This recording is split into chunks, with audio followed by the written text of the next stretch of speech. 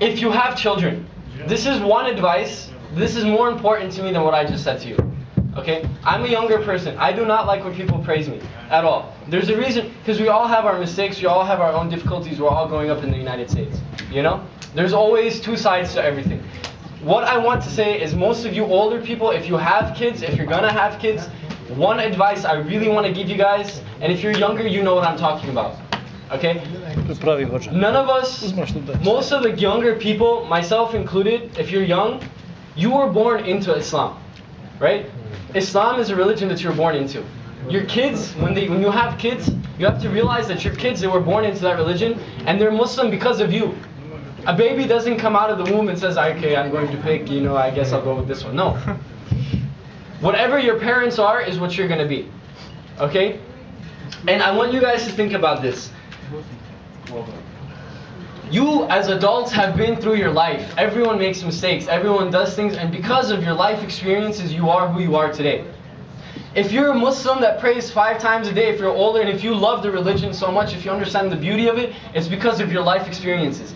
You cannot expect a kid or a teenager or a young person to believe in Islam and be as an amazing Muslim as you because they haven't been through it yet. You know, when it's different when someone finds and searches for something on their own and they accept it, and it's different when they're just born into it. You know, the reason why a kid prays is not because, you know, he's like, man, I really have to pray, it's really important to me. The reason why a kid prays is because, you know, if you don't pray,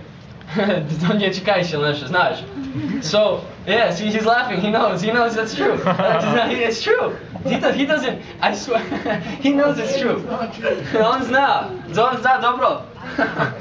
Kad sjedne, on zna dobro. And that's the thing, you guys have to understand, the most important thing when raising your child, and this is just some advice I wanted to give.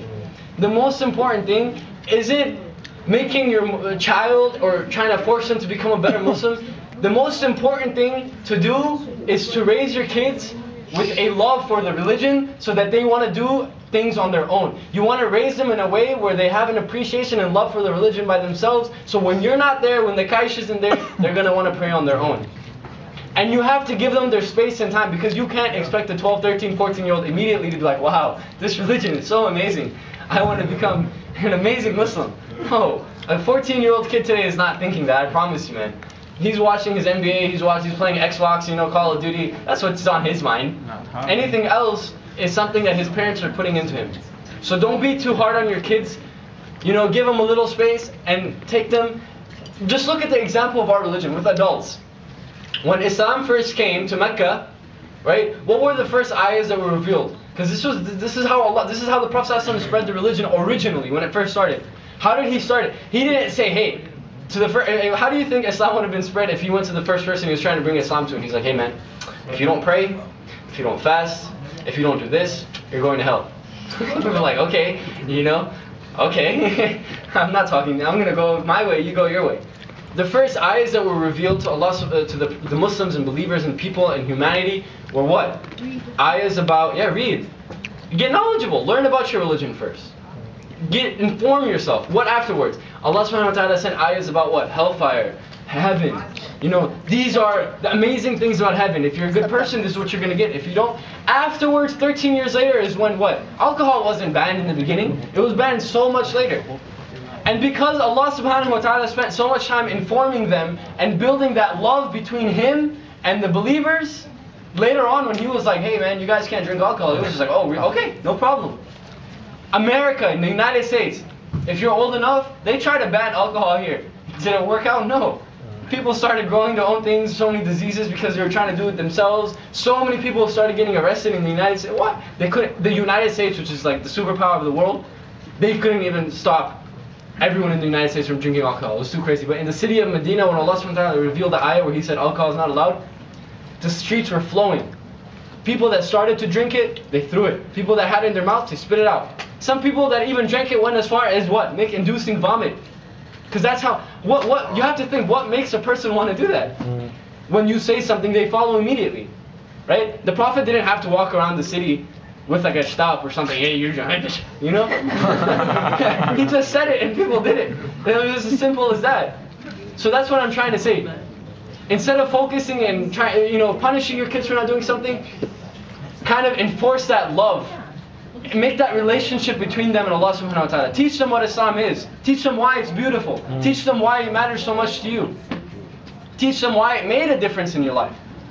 If you're old enough, for example, I can speak for myself and my mother, right? I grew up with my mother. I know she's been through the Bosnian War, as a lot of us have. She moved, she came to the United States, it was a struggle. But the one thing that kept her going, that helped her, was her religion. Because what else do you have? Right? That's why Allah subhanahu wa ta'ala is there. And that's why it's important. But a child that's 12, 13, 14, 15, he doesn't understand that. You're taking care of him. He has no struggles in life. He's just chilling. He's relaxing. So it's very hard for him to understand why he needs Allah subhanahu wa ta'ala in his life. And that's where you come in. And you have to approach it in a way where you build that love and relationship between them. And I just wanted to give that advice, because that's originally what I was going to kind of talk about for the youth program. But since it wasn't really youth, but I thought that was the most important gem, honestly, for me, and to give you guys, as parents, as adults, as people that are gonna have kids and stuff like that, and even for the younger, and that's advice to youth.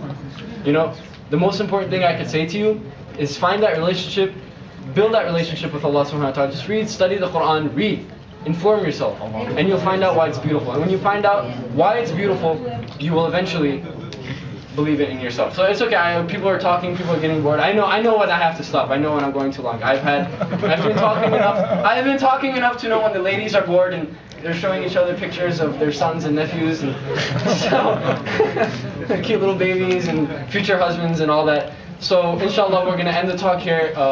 There's grosh. I don't even know how to say it. Grosh. And that's why I didn't give the lecture in Bosnia.